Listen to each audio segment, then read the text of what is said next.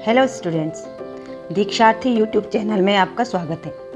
प्यारे बच्चों, इससे पहले चैप्टर 1 और 2 में कंप्लीट करवा चुकी हूँ। आज मैं देव कवि द्वारा रचित सवैया और कवित आपके समक्ष ये तीसरा चैप्टर लेकर प्रस्तुत हुई हूँ। प्यारे बच्चों, सबसे पहले आपके लिए यह जानना ज़रूरी है कि सवैया क्या है। सवैया एक वार्णिक छंद है जिसमें 23 से लेकर 26 तक के वर्ण पाए जाते हैं। तो देव कवि द्वारा रचित यह सवैया, जिसमें श्री कृष्ण के रूप सौंदर्य का बड़ा ही सुंदर वर्णन किया गया है, आज इसमें हम पढ़ेंगे कि देव कवि किस प्रकार से श्री कृष्ण के रूप सौंदर्य का वर्णन इस सवैया में करते हैं। तो आइए शुरू करते हैं ये नया चैप्टर। सवैया। पायनी नूपुर मंजू बजे कटी किंकिनी के धुनी की मधुराई, सांवरे अंग लसे पट पीत हिये हुल से वन माल सुहाई, माथे किरीट बड़े दृग चंचल मंद हंसी मुख चंद जुनाही, जय जग मंदिर दीपक सुंदर श्री ब्रज दूल्हा देव सहाय। तो देखिए, इस सवैया में श्री कृष्ण के रूप सौंदर्य का देव कवि ने कितना अच्छा वर्णन किया है। देव कवि कहते हैं कि श्री कृष्ण ने के पैरों में, पायन यानी पैरों में, नुपुर मंजू बजे, जो नूपुर हैं, घुंघरू हैं, श्री कृष्ण के पैरों में जो घुंघरू हैं, कट किंकिनी के धुनी की मधुराई, कट यानी कमर में, किंकिनी यानी करघनी, और कमर में जो उनकी करघनी है यानी जिसको हम तगड़ी भी कहते हैं, ये एक प्रकार का आभूषण होता है जो कमर पे बांधा जाता है। तो उनके जो कमर पे किंकिनी है यानी करघनी है, उस पर जो छोटी छोटी घंटियाँ लगी हुई है, उससे क्या निकल रही है? मधुर ध्वनि निकल रही है, सुंदर ध्वनि निकल रही है। तो पैरों में जो श्री कृष्ण के नूपुर हैं, मंजू बजे, मंजू माने सुंदर ढंग से बज रहे हैं, और उनकी कमर में जो करघनी है, उन करघनी से मधुर आवाज़ सुनाई देती है। जब श्री कृष्ण ठुमक ठुमक के चलते हैं तो उनसे क्या आती है? मधुर आवाज़ सुनाई देती है। सांवरे अंग लसे पट पीत, सांवरे, अब श्री कृष्ण का रूप कैसा है? सांवले रंग के हैं वो, और उनके जो उन्होंने जो रूप है उनका सांवला, उस पर उन्होंने कैसे वस्त्र पहने हुए हैं? पट पीत, पट माने वस्त्र और पीत मतलब पीले, पीले वस्त्र, लसे मतलब सुशोभित हो रहे हैं। उनके सांवरे शरीर पर, जो उनका सांवला शरीर है, उन पर पीले वस्त्र बहुत ही सुंदर लग रहे हैं। हिये हुल से बनमाल सुहाई, और उनके गले में जो हुल से बनमाल सुहाई, बनमाल माने बैजंती माला है, जो उनके गले में बड़ी बैजंती माला है, हृदय तक जो लटकी हुई है, जो बैजंती माला है वो कहाँ तक लटकी हुई है? हृदय तक लटकी है, वो बहुत ही सुशोभित हो रही है। कृष्ण सांवले रंग के हैं और उन्होंने कैसे वस्त्र धारण किए हैं? पीले वस्त्र धारण किए हैं, और गले में उनकी जो बैजंती माला है जो उनके हृदय तक लटक रही है, वो बहुत ही सुशोभित हो रही है। माथे किरीट बड़े दृग चंचल, उनके माथे पर, सिर पर, किरीट का मतलब होता है मुकुट, उनके माथे पर एक मुकुट है, बड़े दृग चंचल, और दृग मतलब नेत्र, उनके जो नेत्र हैं वो बड़े बड़े हैं और चंचल हैं। मंद हंसी मुख चंद जुनाही, और उनके मुख से जो मंद मंद हंसी आ रही है, हंसी निकल रही है, वो कैसे प्रतीत हो रही है? मानो चांदनी के समान फैल रही है। उनके चांद रूपी मुख से मंद मंद मुस्कान ऐसे प्रतीत हो रही है मानो चांदनी के समान फैल रही है, ऐसे हंस रहे हैं श्री कृष्ण। जय जग मंदिर दीपक सुंदर, जिस प्रकार जग रूपी मंदिर में, इस संसार रूपी मंदिर में, जय जग मंदिर, जग माने संसार, मंदिर संसार रूपी मंदिर में दीपक सुंदर लगता है। क्या लगता है? दीपक। जिस प्रकार संसार रूपी मंदिर में दीपक, जलता हुआ दीपक क्या लग रहा है? सुंदर लग रहा है। तो श्री कृष्ण भी किसके समान है? इस संसार रूपी मंदिर में दीपक के समान सुंदर दिखाई दे रहे हैं। जिस प्रकार मंदिर में आपने देखा होगा जलता हुआ दीपक कैसा लगता है? बहुत सुंदर लगता है। ठीक उसी प्रकार इस संसार रूपी मंदिर में श्री कृष्ण किसके समान है? दीपक के समान है। श्री ब्रज दूल्हा देव सहाई, और श्री कृष्ण, देव कवि क्या कह रहे हैं यहाँ पे? देव कवि कह रहे हैं कि श्री कृष्ण सज धज कर इतने सुंदर ढंग से जो सजे हुए हैं, तो कैसे लग रहे हैं? जैसे कोई ब्रज का दूल्हा सजा हुआ हो। ऐसा प्रतीत हो रहा है कि ब्रज में कोई दूल्हा सजा हुआ है। तो श्री कृष्ण के रूप सौंदर्य का यहाँ पर बड़ा ही सुंदर ढंग से वर्णन किया गया है। तो ये था सवैया, जो कि देव कवि जी द्वारा रचित सवैया छंद में लिखा गया है। आइए अब इसको देखते हैं आगे इसमें कवि क्या कह रहे हैं। देव कवि द्वारा रचित कवित्त।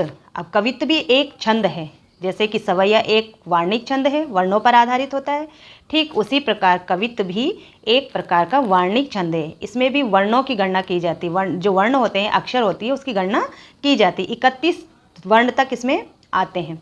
अब देखिए कवित्त छंद में लिखा गया ये देव कवि द्वारा, इसमें किस समय का वर्णन किया गया है, इसको हम पहले पढ़ के बताते हैं। डार द्रुम पलना बिछौना नव पल्लव के सुमन झिंगोला सोहे तन छवि भारी दे। पवन झुलावे केक कीर बतरावे देव कोकिल हलावे हुलसावे कर तारी दे। पूरित पराग सो उतारो करे राई नौन कंज कली नाई कलतान सिर सारी दे। मदन महिप जुको बालक बसंत ताही प्रातः ही जगावत गुलाब चटकारी दे। अब देखिए इन पंक्तियों में किस समय का वर्णन देव कवि ने किया है, आज इसमें देखते हैं। उपरोक्त जो पंक्तियां हैं इसमें कवि ने बसंत ऋतु को कामदेव के बच्चे के समान बताया गया है। कामदेव के नवजात शिशु के रूप में दर्शाया है। किसके रूप में दर्शाया है? नवजात शिशु के रूप में। कामदेव का जो बच्चा है बसंत को किसके रूप में दर्शाया गया है? कामदेव के नवजात शिशु के रूप में दर्शाया है।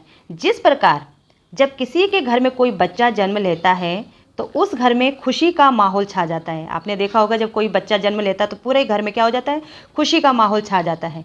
घर के जो सभी लोग हैं उस बच्चे की देखभाल में जुट जाते हैं और उसे तरह तरह से बहलाने व प्रसन्न करने की कोशिश करते हैं।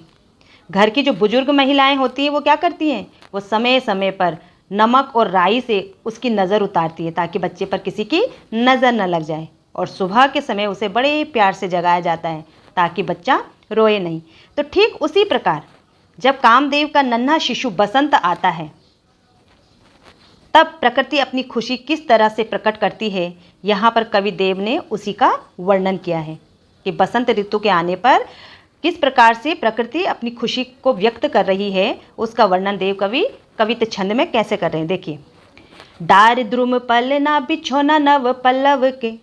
देव कवि कहते हैं कि बसंत एक नन्हे शिशु के रूप में आ चुका है। किसके रूप में आ चुका है? नन्हे शिशु के रूप में। बसंत की तुलना किससे की है? नन्हे शिशु के रूप में की है। तो क्या हो रहा है? पेड़ों की जो डालियां हैं उस नन्हे शिशु का पालना है।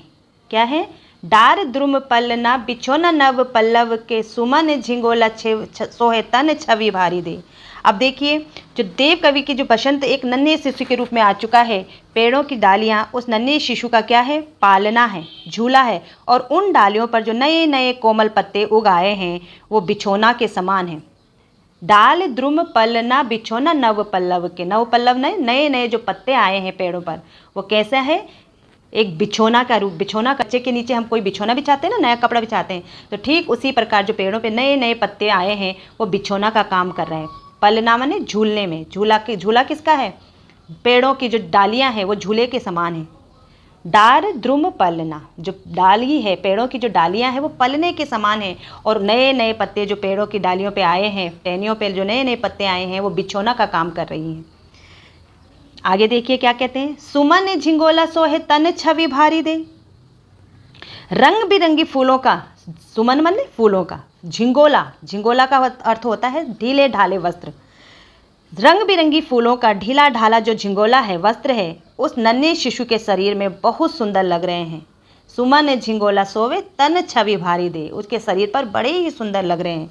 सुमन का अर्थ होता है फूल और झिंगोला यानी ढीला ढाला वस्त्र। जो फूलों का उन्होंने ढीला ढाला वस्त्र है वो शिशु बसंत के शरीर पर बहुत ही सुंदर लग रहे हैं। पवन झुलावे केरी कीर बतरावे देव। अब देव कवि आगे कहते हैं कि हवा उसके पालने को झुला रही है। किसके? बसंत के पालने को। पवन झुलावे, पवन माने हवा। हवा क्या कर रही है? उस पालने को झुला रही है। केक कीर बतरावे देव, और मोर और तोते अपनी अपनी आवाज़ में उससे बातें कर रहे हैं। केकी कीर बतरावे देव। केकी माने मोर और कीर माने तोता। तोता और मोर क्या कर रहे हैं? उस बसंत नव शिशु से, जो बसंत रूपी नव शिशु है, उससे क्या कर रहे हैं? अपनी अपनी तरीके से उससे क्या कर रहे हैं? अपनी अपनी आवाज़ में उससे बातें कर रहे हैं। कोकिल हलावे हुलसावे कर तारी दे, और कोयल भी प्रसन्न होकर हलावे हुलसावे माने प्रसन्न होकर, कोयल जो है प्रसन्न होकर तालियां बजा बजा कर अपनी प्रसन्नता व्यक्त कर रही है। जो कोयल है, कोकिल हलावे हुलसाए करता है, हुलसाए माने बहुत प्रसन्न हो रही है, ताली बजा बजा कर प्रसन्न हो रही है कोयल।